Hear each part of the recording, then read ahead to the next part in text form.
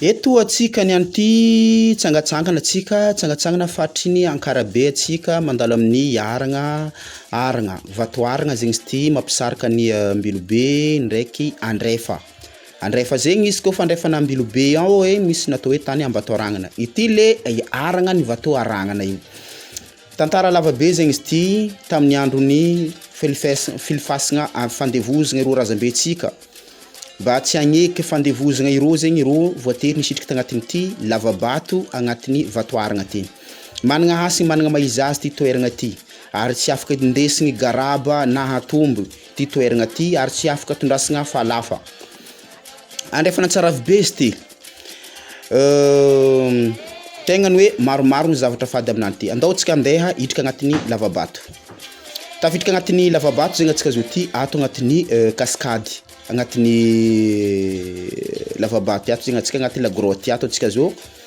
Misy rano magnavy ndraiky zegny ambadiky izy ao fa alokentsika le aloha ity zegny ampisehoko anarô. Managna tantarany be zegny izy ty ato, maro be fadiny. Fa ny olo araiky izy raha manompo fomba zegny izy mafaka miditra agnatin'izy ty ato, misy fombafomba zegny idirany alohakany hidirana agnatin'izy ty ato. Nampisehoko anarô zegny igny lohakan'igny hitanarô tsara izy io, somary hita tsara fa raha saropady be izy io. Agnatin'izegny raha haintsika ny magnaja ny fombany tany de mahita fagagagna zegny anao agnatiny. Mahitsohitso ivelany izy ty ato.